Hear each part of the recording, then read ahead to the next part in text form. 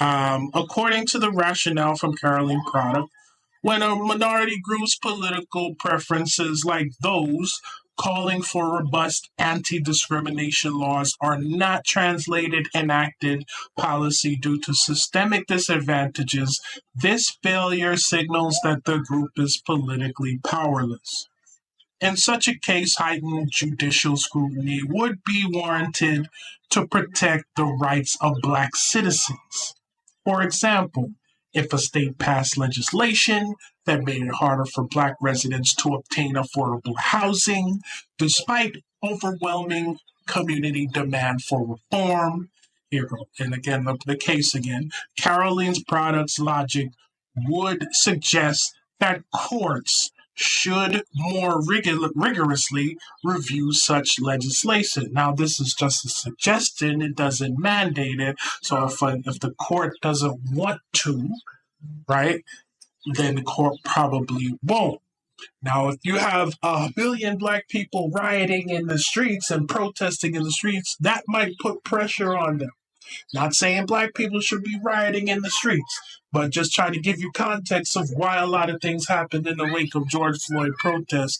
It appeared that Black people became more politically aware and were applying pressure. This is because the political process itself has not functioned effectively to secure the group's interest, and the judiciary must step in to uphold equal protection. So basically, this is saying in America, if you don't have political clout or if you have political powerlessness, the laws really don't apply to you, right? This is an acknowledgement of that. So even in itself, this is America saying we are not equal. You got to have political power for this law even to apply to you, which is against what the founding fathers try to build in the system anyway, because you can't start off wrong and end up right. You can't have these group of people who are 3/5 of a human being, and at the end of the day, write these ideal principles of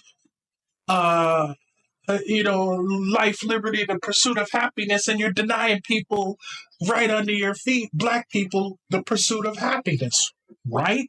So, of course, 200 some odd years later, 250, I guess we almost had 250, about 2 years away from that, 248 years of so-called independence from the United States down the way, at some point the Constitution has to be thrown out, because when you wrote the Constitution, you had people under your thumb that it wasn't even applicable to, right? So here, no, I get a lot of people that say, so what's your solution, brother? Right? So several strategies that could help Black communities. I don't really like the term communities because what is the Black community anyway? Right? Half the communities in America, Black communities in America, are gentrified. Right? So you go to the little civic meeting and you got a bunch of different people, right? In a mostly Black neighborhood. So you can't even make laws specific for Black people in Black areas because there are really no Black communities anymore in America. Several strategies could help Black communities gain greater political power. While these solutions operate on multiple levels, from grassroots organizing to systemic institutional reforms, they all aim to ensure that Black policy preferences are translated into actual policy outcomes. So again, I'm going to reiterate. While these solutions operate on multiple levels, from grassroots organizing to systemic institutional reforms, they all aim to ensure that Black policy preferences are translated into actual policy outcomes. So hopefully I'm representing Sister Yvette in this one. So if your priority on your timeline is Umar Johnson's parenthood, you might not be able to organize yourself on a grassroots level. I hope I'm right, Sister Yvette. And if you want to implement systemic institutional reforms, your priority can't be gossip, Black entertainment gossip. Now, I don't want to get into the argument that this is all Black people do, right? Because it echoes to me in the all Black people buy Jordans, right? I don't think, in my experience, that Black people, this is all Black people do. But I think in America, we have been trained to only do that. Black people really want to do something. I don't think they know what to do, right? They're not being trained to what to do. So if you have and this, I'm not Democrat or Republican, but if you're Black Democratic candidates, this is Obama and Kamala. Salute to both. I mean, they're Black people. Okay, fine, whatever, right? But at the end of the day, if your best friend, if the wife of your best friend, Barack Obama, Michelle Obama, is Beyonce, most Black people are like, well, maybe that's the right thing to do. If Cardi B, right, and Meg the Stallion is at your political rally, Black people say, well, maybe they're all right. Because Black people haven't really been shown the right thing to do. Like, Black people really want to do something right. They don't know how to start. They don't know where to begin. You know what I'm saying? So I'm not saying that that's all Black people do out of choice, but we have had leaders that have guided us, have shepherded us in a direction to where we're not doing anything, right? So in this case, Black people want to do the right thing, but it's just that we haven't been shepherded in the right way. So,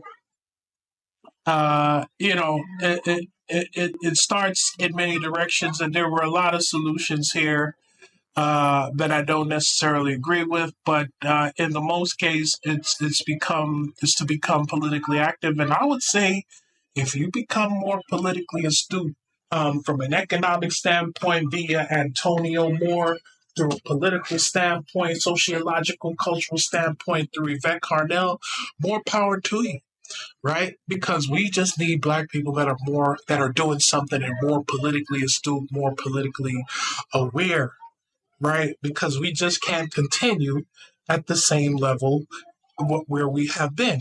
So one way to do so is economic strength, resource mobilization. Economic strength often underpins political power. Initiatives like community investment funds, cooperative businesses, or local entrepreneurship programs. Now, these are kind of band-aids for the entire thing, and here's where I do agree for the overwhelmingly most part with the ADOS movement. We need reparations, right? Because these things are just band-aids. We've had community investment fund. There goes that word, community, right? And then people, on this, we may have to drill down this whole gentrification movement really on a socioeconomic level and say, did these people really move into Black communities to get into these community investment funds and these empowerment zones, right? It's always like these community investment funds and empowerment funds always precede the fact that this community finna be torn down. Right? So when the projects go down and they build new developments, the Black people are, oh, they're about to do something good. It look nice now, but where are the Black faces that used to be here 30 years ago? Right? So, these things, and with only community investment fund we need is reparations, right? And not these broad terms. And that's I get it. From an ADOS standpoint, it's like, look, you will put these things in place as a community, and then all of a sudden, all these people from outside the community, they find their way.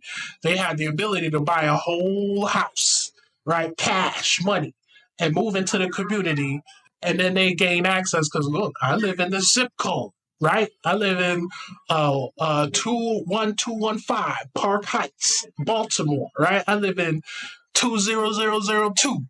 Right, Northeast DC, Trinidad area, right? You find all these white people that have moved into the area and they get access. Like, I'm poor, right? I live in these Black neighborhoods. Even though I bought this house for pennies on a dollar from Pop and Nana, right? And refurbished it and bought it cash money with my grandfather's trust.